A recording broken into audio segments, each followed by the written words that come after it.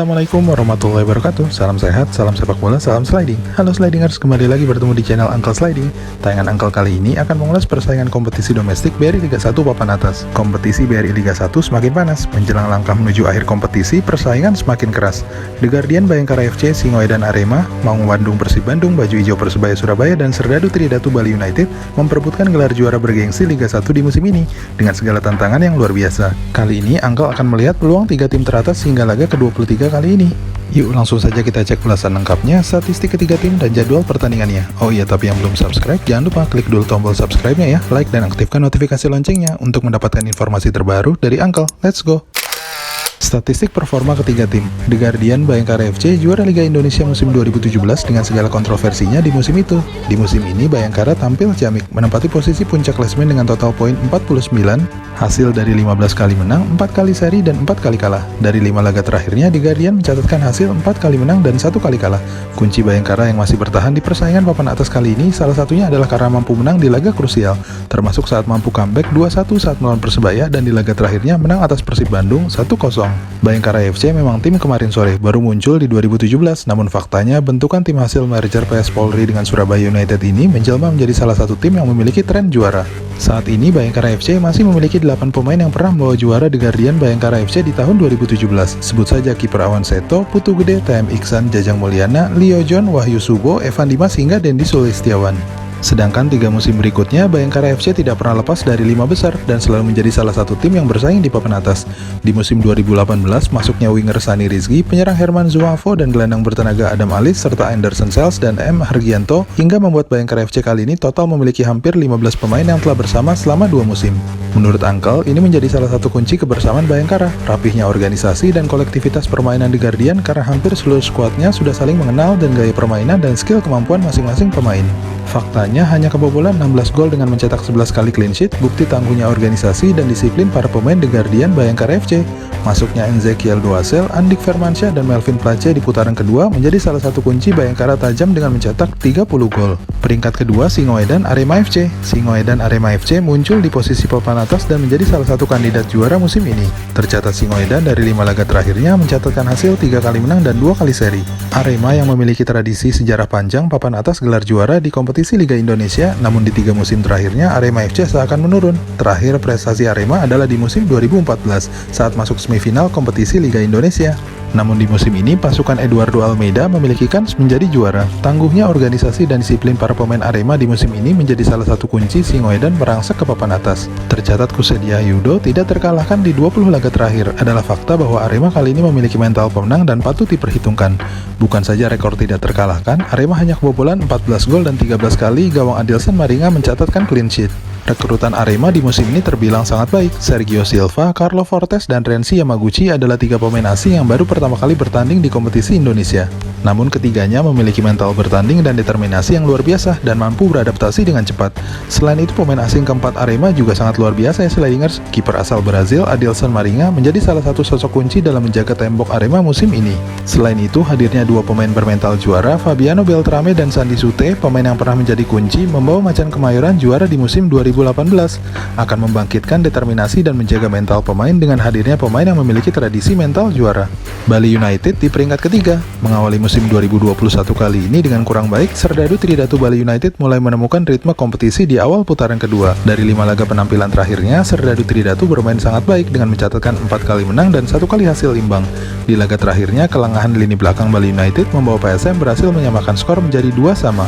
Namun secara keseluruhan, Bali United tampil baik terutama di awal putaran kedua yang berlaga di Bali. Tampil ganas dengan mencetak 13 gol di putaran kedua, Spasogol dan Bali United kembali menemukan ketajamannya di lini depan, termasuk dengan hadirnya pemain asing yang berbahaya, Privat Barga, yang sejauh ini menjadi pembelian pemain tersukses di bursa transfer kedua. Catatan statistik 3 gol dan 4 asisnya bukan hanya membuat lini tengah dan sayap Bali United menjadi hidup, namun juga berdampak kepada tajamnya 2 pemain Bali United yang lainnya, Stefano Lillipali dan Eber Besa.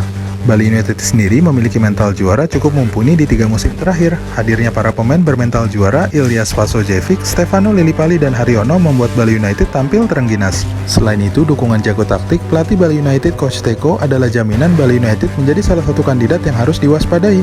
Coach Teko adalah satu-satunya pelatih yang pernah membawa 2 tim berbeda menjadi juara 2 kali beruntun. Ya, Persija di musim 2018 dan Bali United di musim 2019. Suatu pencapaian luar biasa dan fantastis dengan tantangan yang cukup sulit membuat Uncle melihat Coach Teko sangat piawai dalam membawa tim memburu gelar juara. Keunggulan Serdadu Tridatu lainnya adalah pembelian yang berhasil dari Privat Barga dan Irja, meskipun penampilan Irja masih belum maksimal karena harus beradaptasi ya.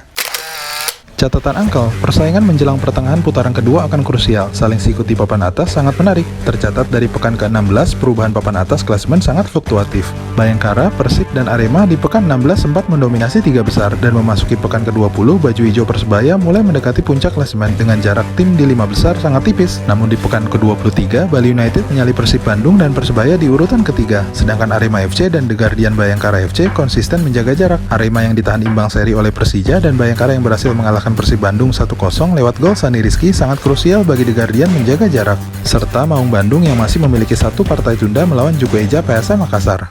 Sejak pekan ke-22, hampir seluruh tim BRI Liga 1 terkena dampak dari COVID-19.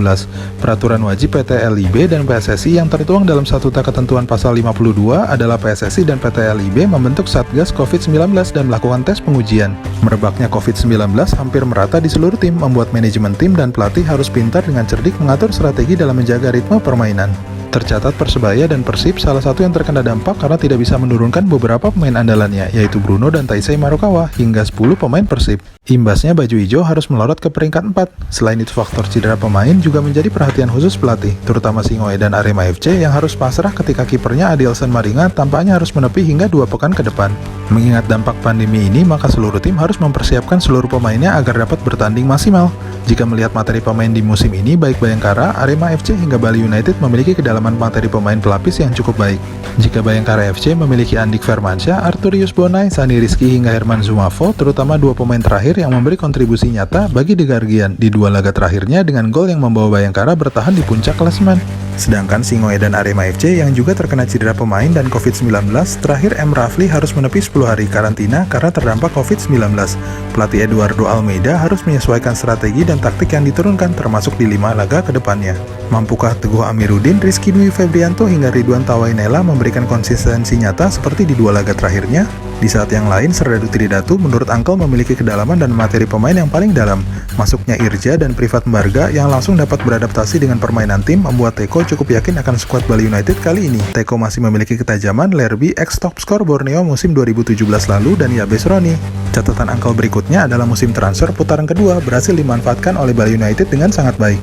Manajemen tim yang mendapatkan Irja dan Privat Barga yang langsung beradaptasi membuat permainan dan ketajaman Serdadu Tridatu meningkat. Tidak tanggung-tanggung, Bali United menciptakan 13 gol di 6 laga terakhir atau hampir 2 gol di setiap laga. Tentu saja tidak terlepas dari peran dan lini serang ketajaman Serdadu Tridatu yang meningkat. Privat Barga adalah pembelian terbaik sementara ini dari beberapa perpindahan transfer pemain. Jika dibandingkan kompetitornya, duet maut Persib, DDS, dan Bruno hanya mampu menyumbang 1 gol dari 5 laga, sedangkan Arsenio Valport malah belum mencetak gol. Sejauh ini baru 2 pemain yang juga memberikan kontribusi nyata bagi tim, yaitu Melvin Place yang telah menyumbangkan 3 gol dan 1 assist, serta partnernya Herman Zumafo yang menjadi kunci Bayangkara comeback gemilang ketika melawan Laskar Antasari sekaligus mencatatkan rekor sebagai pemain tertua di Indonesia yang mencetak gol dengan usia 41 tahun. Jika melihat 4 musim Liga 1 terakhir, ketajaman penyerang andalan tim dan pemain asing memang memiliki hubungan positif dengan prestasi klub yang dibela. Jika kita flashback ke tahun 2014, Persib Bandung dengan duet Makan Konate dan Jibril Kolibali menjadi penyelamat langkah Maung Bandung saat menjadi juara setelah 10 tahun absen tidak memegang gelar juara. Berikutnya di tahun 2017, masuknya Edward Junior dan Ricardo Silva atau Ricardinho ke Persipura di pertengahan musim membantu membawa Persipura juara di TSC 2016. Di musim 2018, giliran Ilyas Pasojevic bersama Bayangkara FC yang tampil tajam membantu The Guardian menjadi juara. Musim 2019, Serdadu Tridatu yang menjadi juara tentu tidak lepas dari duet maut Ilyas Pasojevic dengan playmaker Bali United, Paulo Sergio. Lalu siapakah di musim 2021 kali ini penyerang tajam yang akan membawa klubnya menjadi juara? Meskipun tidak melepaskan peran organisasi tim dan kolektivitas para pemain lain, namun peran ujung tombak mesin gol masih menjadi kunci utama klub sepak bola di Indonesia menjuarai kompetisi. Saat ini ada 3 penyerang kandidat yang memberikan kontribusi nyata. King Eze bagi Bayangkara dengan 9 gol dan 2 asisnya. Namun King Eze sedikit menurun penampilannya jika melihat musim sebelumnya. Sedangkan Ilyas Pasogol yang menjadi top skor dengan 16 golnya kembali tajam dengan hidupnya peran privat Eber Besa dan Stefano Lillipali. Dan terakhir jangan lupakan Cak Sodik Carlo Fortes di Arema. Sejauh ini Fortes konsisten memberikan gol dan umpannya bagi Singoedan. Di laga terakhirnya, gol Fortes membawa Arema terhindar dari kekalahan. Catatan angkel yang terakhir adalah peran 3 tim ini memburu gelar juara tidak terlepas dari peran nakoda di belakang layar. Ya, peran pelatih akan menjadi sangat penting dalam menentukan taktik dan strategi tim dalam menghadapi lawannya. Jika melihat ketiga pelatih yang ada, Angkel mengunggulkan peran krusial Eduardo Almeida di Arema dan Stefano Kugura atau Teko di Bali United, sedikit unggul dibandingkan Paul Munster di Bayangkara. Jika melihat statistik Almeida sangat berperan di 7 laga Arema, karena di 7 laga tersebut ketika itu Arema tidak dalam posisi unggul bahkan tertinggal. Sedangkan Coach Teko pengalamannya berburu gelar dengan 2 tim yang berbeda, mampukah kali ini Bali United kembali menyalip di tikungan terakhir? Prediksi Angkel, situasi persaingan papan atas memang masih cair. Selain ketiga tim ini, Persebaya dan Persib masih berpotensi mengikuti perburuan gelar juara. Bayangkara FC yang memiliki laga krusial saat bertemu Bali United di Sabtu sore nanti akan menarik. Selain itu, duel melawan PSM Makassar dan tim yang mengalahkannya di putaran pertama, Persita Tangerang juga akan menjadi pembuktian bagi The Guardian apakah mampu konsisten dalam jalur gelar juara. Sedangkan Singoedan Arema FC memiliki jadwal di 5 laga ke depan yang relatif lebih ringan. Angkel melihat laga Arema melawan Persita, duel klasik Jawa Timur Arema melawan Persebaya akan seru, dan terakhir laga melawan Persik Kediri, tim papan bawah yang berpotensi memberikan kejutan. Jangan lupakan ya, saat Eze Jari mengalahkan Bayangkara FC 1-0. Sedangkan Serdadu Tridatu Bali United di 5 laga berikutnya juga relatif ringan. Namun di 3 pertandingan berikutnya menurut Angkel akan menjadi kunci apakah Coach Teko mampu mengulangi jalur Bali juara menjadi juara di musim 2019 lalu. Laga melawan The Guardian Bayangkara FC akan sangat krusial. Berikutnya tim dengan juara terbanyak setelah era Galatama dan Perserikatan, Persipura sudah menunggu.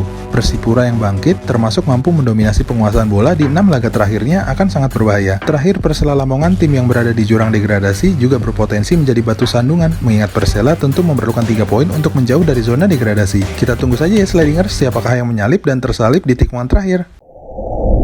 Terima kasih telah menyaksikan tayangan Angkel kali ini. Jangan lupa ya untuk subscribe, like, dan aktifkan notifikasi loncengnya untuk mendapatkan informasi terbaru dari Angkel. Assalamualaikum warahmatullahi wabarakatuh.